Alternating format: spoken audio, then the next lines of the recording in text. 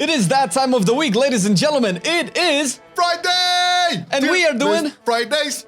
Till it's Fridays TLF. That's it. Yeah. And it's been a month since we did our healer tier list in Mythic Plus, and a lot of things have changed, especially with 10.0.5 bringing some buffs and some changes to some playstyles.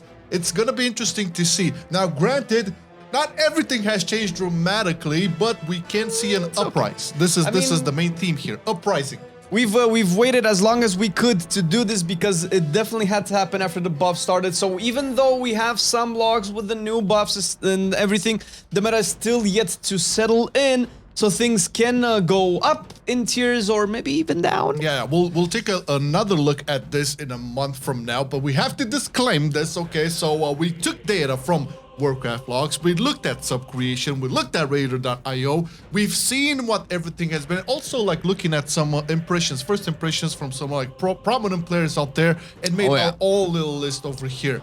Yep, pretty much everything has been disclaimed, and you'll see by the end of the video, like everybody ranks these a little bit differently, so it might still be a little bit different for our tier list, but we will go into our reasoning and why things are the way they are. All right, enough blabber. Let's go into Restoration Shaman, who has received buffs. We all know about that, you know, and if you look at the logs right now, and see some logs being done, I don't know, for the last 2 days, let's say, and you look at the damage numbers. Well, I mean, you can also hop into a dungeon yourself and press that acid rain, healing rain button and notice that things are spiking. Well, obviously, you know, damage is always a contentious part when it comes to healers, so this is a good opportunity to point out that in terms of clearing the highest keys possible, damage is, however much we don't like it, a necessary factor of a healer's kit because it definitely helps killing stuff quicker since stuff has just way more HP. Yeah, it contributes to this whole philosophy of M+,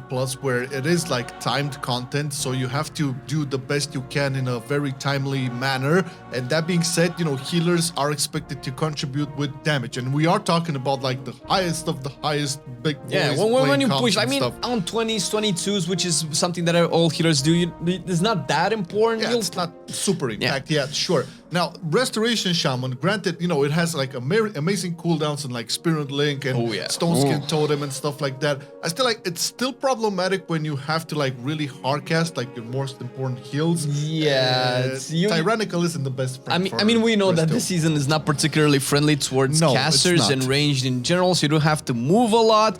It's very positional based. However, Restoration Shaman is seeing an uprising after the recent buffs. And we've only been seeing it for like 2 days, 3 days, and even with these 2 or 3 days, it has risen in the ranks. At least if we were to do this last week, I think Restoration Shaman would be 2 tiers below. Yeah, but now it's like an A tier.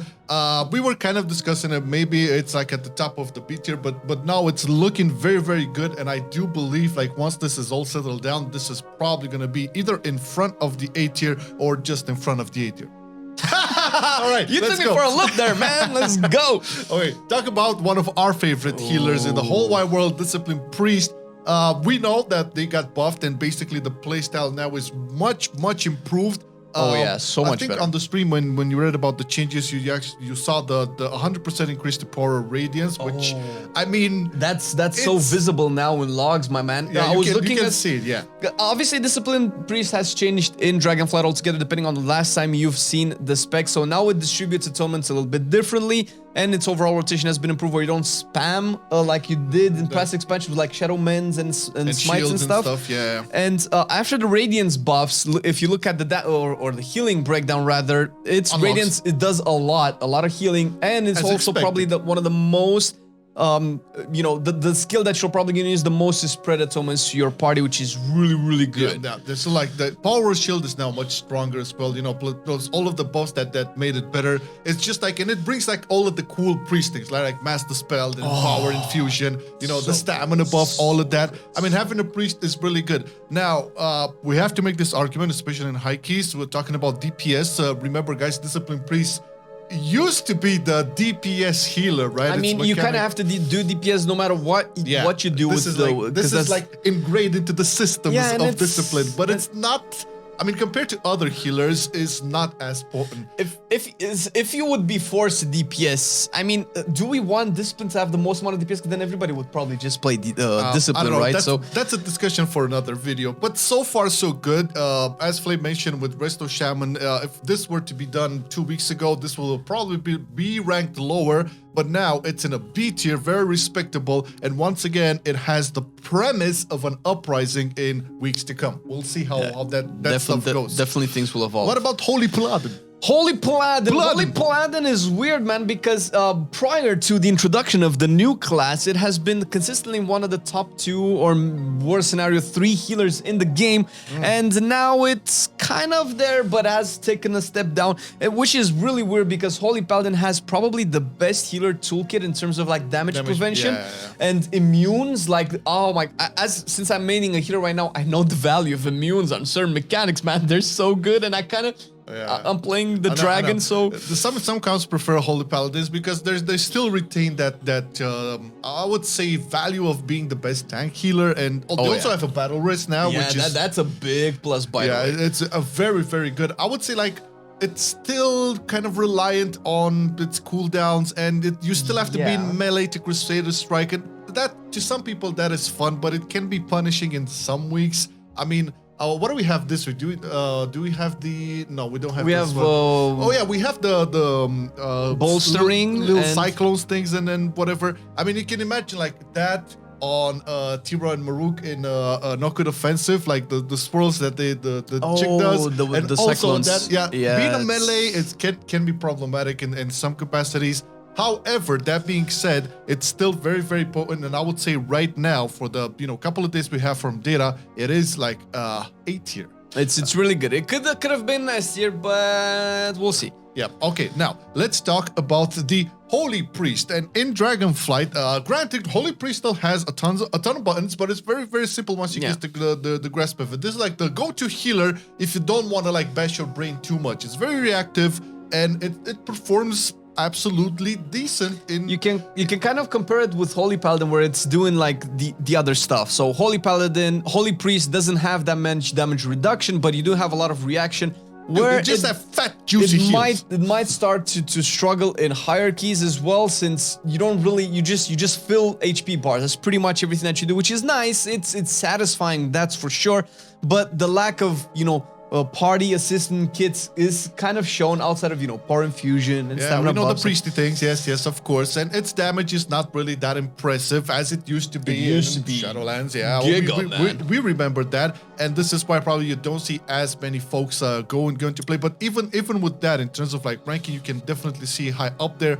I would say it's in the middle between these two. Yeah, we'll see how Resto Shaman's rise to power checks it with Holy Priest, but for now, that's kind of where it is. Yeah, okay, now another spec that has received some buffs in 10.05 is the Mistweaver Monk, and I would say that similarly to Discipline, the rotation and playstyle has been improved like all across the board. And this is like, comparing it to like past expansions and stuff, you are now a lot more free to go with either, the fist weaving stuff and all of that being right in their face, or just, sitting from afar and doing healing that way. It's fine. They both work. There's not a problem. Obviously, there's always going to be a more competitive route to go for, but it's not like Gimpy. If you're like playing 20s. It's variety, because I know a lot of people don't like, having to punch things to heal. Yeah. You might still find yourself in melee, but that's neither here nor there. And not to mention, dude, like some of the best crowd control in the game still is provided by Monk, in this case, Mistweaver,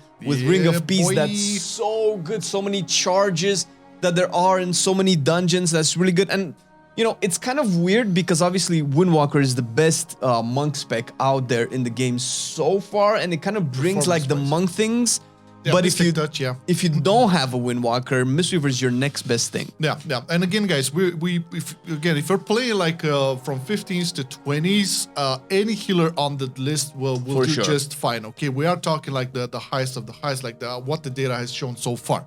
So in terms of ranking Mistweaver, we will place it at a respectable B tier here behind Discipline. Not too many differences with them, but this is another disclaimer here. So Discipline, Mistweaver, and Resto Shaman might see an uprising in the future based on all of the changes that happen. This is very early on. We'll see. Even so, they're surprisingly well balanced. I mean, everybody's doing like 22s and higher, especially with the B tier. So that's why we didn't really want to rank them too low. Yeah. Okay, we'll get to like some more disclaimers at the end of the video, so you'll understand our reasoning here. Now let's talk about Le Preservation Evoker. Preservation Evoker, who I think got some buff, but more into the raid side, like some things you use on the raid. There's been definitely some improvements, although it does have some bugs, so the logs are a little bit weird right now. However, Preservation... Talk about it, Yeah. So Preservation has a really well fleshed out dungeon healing kit. Preservation is a healer similarly to Holy Paladin, where it kind of relies on cooldowns, but the cooldowns are a lot shorter and a lot more numerous. So you basically have something for almost all situations. As opposed to Holy Paladin, it does kind of struggle with tank healing, or if it's like consistent for a prolonged time, like big tyrannical bosses, tank keeps getting slapped. That's where Preservation kind of suffers, but I suppose with the meta of Prot Warrior not really taking a lot of damage, that's why you can kind of offset that weakness, but the damage... Yeah, nuts. The damage is great. It still has like great mobility. Okay, but maybe we can talk about the fact that it's still very squishy. It can be really punished if you're. So the thing with Preservation. Oh, don't I know it? It's like the trick on using that mobility and also being aware of what's happening, because you can misstep into some wrongings. It happened. And, no, not to me. Yeah, because the range is shorter. You know, maybe it can suffer at certain bosses, but I mean, the data shows that this is definitely an S tier. It's really no good. surprise. It's up there. And okay, last one to talk about. Not least, the king is back. Resto Shaman, man. Resto Druid, not Shaman. It's also so Resto. No, it's Resto. It's hard to. It's really easy to confuse them. Not hard. So. This is one healer that I am very forward to trying out finally. Oh, you're for a tree, my man. I healed it in Shadowlands in the first season, and I loved it back then. And I don't feel it's that much changed. I've seen there's some nerfs coming to it. I think for the Adaptive Swarm, if I remember correctly. And fair enough. But that did not impact its performance, at least in the first couple of days of the patch. Probably not. Well, Resto Druid kind of plays almost the same. It's just that the numbers are definitely better. And now with the tool, with the talent, as much as we like or don't like it, you do have access to a lot of stuff that really helps out in dungeons. Oh, yeah. It's definitely one of the most mobile healers, and not to mention the flexibility of being able to shift into a fat bear whenever damage is coming is unparalleled in terms of survivability. Sure, you have bark skin and iron bark and all of that stuff, but bear is like on a no cooldown. You get an increase in HP, you take less damage, and you also heal yourself. It is amazing. Perfect dungeon healer. Or the possibility to switch into a cat form and do some nice rakes and bleeds over there and do some damage. That's also great. And this is one of the beauties of Resto Druid, is that if you like know the dungeons really well and know how to prep and prepare your hots and everything, you can do that, and then you'll have the time to like just enjoy some other playstyle like damaging. I feel like they did it well with Druid in the sense that, okay, in high keys, you're definitely required to do that, but at the end of the day, the playstyle enables you to either go into a cat form or you cast some, I don't know, Sunfires or whatever, but just do the feral things. I do have to say that as a main healer that's not a Resto Druid, the Dispel that Resto Druid works really well this season with the amounts of curses and poisons that you need to get rid of with the Remove Corruption. As a preservation, not being able to remove the curses is such a pain in Temple, where I have to bust everything out, but Resto Druids definitely excel that. So if you do decide to play a Resto Druid, you'll feel so well being able to deal with a lot of mechanics that other healers struggle with. Yeah. Okay, but enough arguments here. I think we all know where this is going. It's all been like this baby. for a while. It's the #1 healer right now, even after the nerfs, so because that episode was but it's still performing. Now, granted, guys, this is based on the highest keys possible, and it's all about the healers that have been logged in for the last couple of days. It's very, very early on, and as we mentioned, things might change, and I definitely can see some even higher keys being pushed by Discipline, Mistweaver, and Resto Shaman. For sure. It's still early to see, and it depends on exactly how you're looking at things, because we all know that even though we take data from like sub creation and Warcraft logs and Radar.io and all of that, everybody has a different way of looking at healers, and we're trying to look at a more balanced approach and overall performance based, where we look at people also doing high keys with good groups. So basically, I mean, this is how we look at the meta. It's pretty well balanced. It doesn't feel like it's so skewed with F tiers and D tiers and all that. Because if you look right now at the sub creation ranking, for example, right, you can see in D tier you have like Mistweaver and Holy Priest, and in C tier Resto Shaman and Holy Paladin. Now all of these specs do 20+ keys. In our opinion, if we're gonna make a tier list, if these specs can do for maximum, I don't know, plus 18, then sure, we're talking about C and D tiers. But as long as you're doing, this is why we're putting the plus 20 threshold. That is the place where you also get the Giga Gear, right? So if all the specs can perform there and perform consistently, then they shouldn't be, in our eyes, C and D tiers. Now, if you take a look at the Warcraft logs, like just based purely on that data on the ranking, you can again see a C tier with Discipline and Mistweaver. Once again, for us, C tier means you cannot really do 20s at this point in the season. Warcraft log is probably the most accurate one to the one that we have, but it definitely sees the specs that have been buffed a little bit lower, and we kind of expected, and we're noticing in the logs as well that they're actually doing really, really well. So it could be that websites like Warcraft logs are slightly behind in their data analysis. Yeah. So that being said, this is the final image of it. I want to thank our patrons for supporting the content. It's been another awesome TLF with more to come soon. I think next week we're going to have tanks. And thank you for watching the video. You have yourself a great weekend. You had yourself a great weekend on Wednesday when I said have a great weekend. It's the same weekend we're talking about. It's all weekends, man. Monday to Sunday. All right. Thanks for watching the video. Bye! I've been loving it then, I still love it now. Still, I play WoW. Still, I play WoW. Getting better every day, let me show you how. Cause still, I play WoW. Still, I play WoW. It's getting harder to stay, but at the end of the day, it's a guilty pleasure, so just log in and play. Whether it's classic or retail, I'ma do a /bow. Still, I play WoW.